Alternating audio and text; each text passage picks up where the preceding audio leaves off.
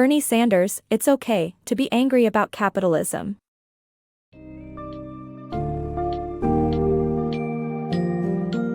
Dive into Bernie Sanders' compelling exploration of capitalism's impact on American society, where he argues it's perfectly reasonable to harbor anger towards a system that perpetuates inequality.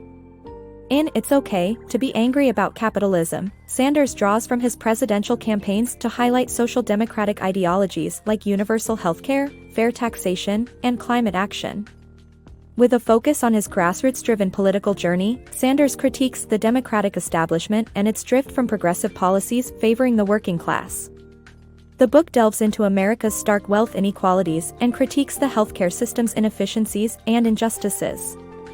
Sanders advocates for a transformation towards a society where healthcare and education are accessible to all, challenging the media landscape dominated by powerful corporations.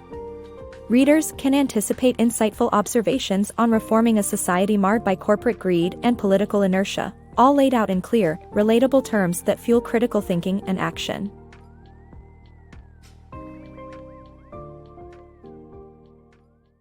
Progressive momentum. Bernie Sanders embarked on 2 presidential campaigns advocating for transformative social democratic ideals like universal healthcare, taxing the ultra-wealthy, and safeguarding the environment. His 2016 campaign witnessed unexpected success as he claimed victory in 22 states. With a broad appeal among young Black and Latinx voters, Sanders crafted a formidable movement fueled by grassroots efforts and small-dollar donations, not billionaires' largesse. Although Hillary Clinton secured the Democratic nomination and ultimately lost to Donald Trump, Sanders' impact was undeniable. His vibrant coalition engaged communities through rallies, door-to-door canvassing, and savvy social media use, laying the groundwork for his 2020 bid. In 2020, Sanders carried forward this energy, winning the first 3 Democratic states. However, the Democratic establishment aligned with moderate Joe Biden. As other moderates withdrew to consolidate support for Biden, Elizabeth Warren's continued candidacy split the progressive vote, allowing Biden to clinch essential victories on Super Tuesday. Faced with this reality, Sanders chose to suspend his campaign. Yet, the movement he ignited endured, with his once radical propositions gaining traction in the national consciousness as vital stepping stones toward equity and justice in America. Progressive dilemmas. Bernie Sanders threw his support behind Joe Biden after ending his own 2020 campaign, urging his supporters to rally behind the cause of unseating Donald Trump. Their efforts paid off when Biden won, but Sanders anticipated the challenge ahead. Democrats weren't fully committed to the progressive agenda they had promoted during the campaign. Despite the hurdles, Sanders managed to push through significant legislation like the American Rescue Plan of 2021, which aimed to assist Americans hardest hit by the pandemic. This plan was a beacon of hope amid a slew of progressive motions that consistently hit roadblocks.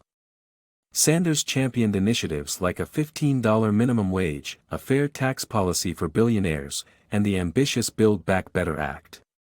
His vision for expanded Medicare, improved childcare systems, and solutions for the housing crisis faced fierce obstruction, not from the predictable Republican opposition, but from Democrats within his own party. Although the Build Back Better Act was eventually passed, it emerged significantly watered down, a representation of the broader struggle within the party. Traditionally, Democrats were the torchbearers of working-class interests, epitomized by Franklin Roosevelt's New Deal, which transformed workers' rights and initiated major public projects. Yet, over recent decades, they've drifted towards corporate interests, aligning more with affluent supporters than the average American. Consequently, working-class voters have drifted towards Republicans, despite that party's support for policies that favor tax cuts for the wealthy and mindless reduction of essential programs like Social Security and Medicare. This shift reflects a critical crossroads for Democrats, underscoring the need for genuine commitment to the promises made to the working class. The challenge remains to rekindle the party's original focus, which Sanders continues to fervently advocate. Economic justice and inequality. During the pandemic, America's billionaires saw their wealth skyrocket by 73%, while countless ordinary citizens fought to make ends meet. Many healthcare workers risked their lives caring for the sick, and tragically, some paid with their lives as they had no choice but to keep working. This sharp contrast highlights the deep-rooted injustices caused by unchecked capitalism. Political systems have failed to curb the immense greed of billionaires and large corporations, leading to unprecedented wealth and income inequality. Currently, the wealthiest 1% hold more riches than the bottom 92%, with over 60% of Americans living paycheck to paycheck and 85 million lacking adequate insurance. Despite increased productivity over the decades, inflation-adjusted wages have dropped, and the ultra-rich manipulate politics and media while often avoiding taxes altogether, collecting significant government rebates instead. Bernie Sanders advocates for taxing the wealthy to create a system where everyone has access to essential needs like jobs, healthcare, education, food, and shelter. His vision echoes Franklin D. Roosevelt's belief that true freedom is impossible without economic security for all. Healing healthcare's inequities. The U.S. healthcare system has spiraled into an expensive, inaccessible maze, prioritizing profit over people.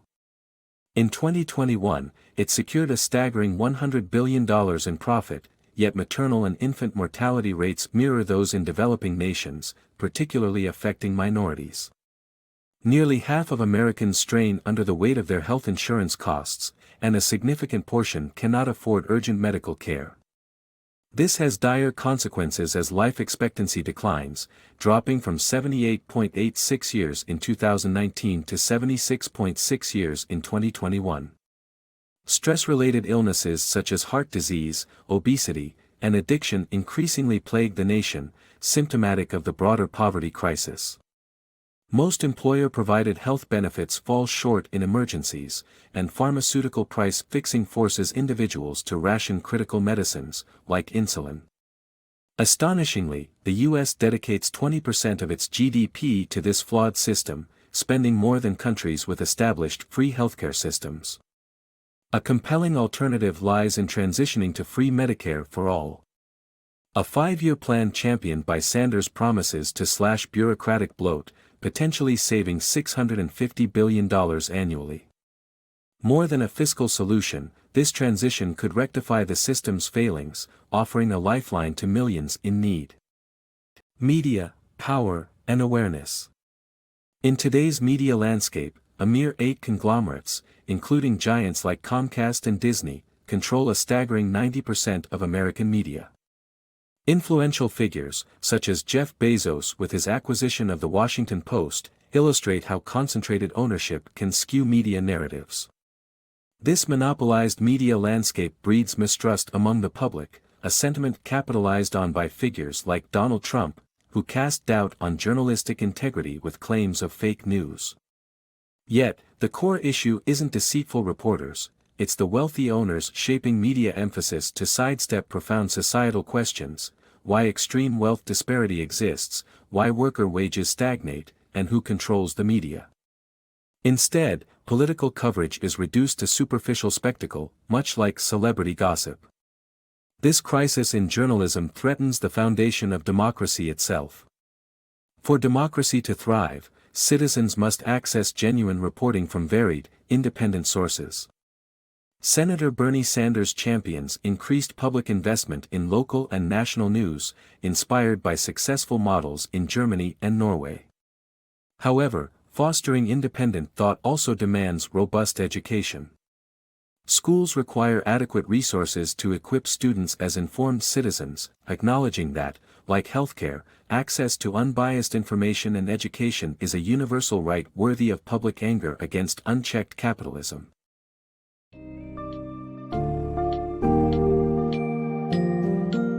Bernie Sanders' It's Okay to Be Angry About Capitalism presents a profound critique of a system where wealth inequality and inadequate healthcare pose significant challenges. The book encapsulates a call to action for a political movement that demands fairness, transparency, and accessibility in critical societal domains. Sanders champions progressive ideas, such as universal healthcare and increased taxation on the uber-rich, and criticizes the democratization of media influence. His advocacy is rooted in the belief that true freedom is tied to economic security. By stripping away the complexities of corporate and political mechanisms that hinder progress, Sanders encourages readers to envision and work towards a just and equitable society. With insights drawn from his personal political experiences, Sanders makes a compelling case for re-engaging the working class and reclaiming media independence as vital steps towards shaping a future where democracy thrives and serves the many, not the few.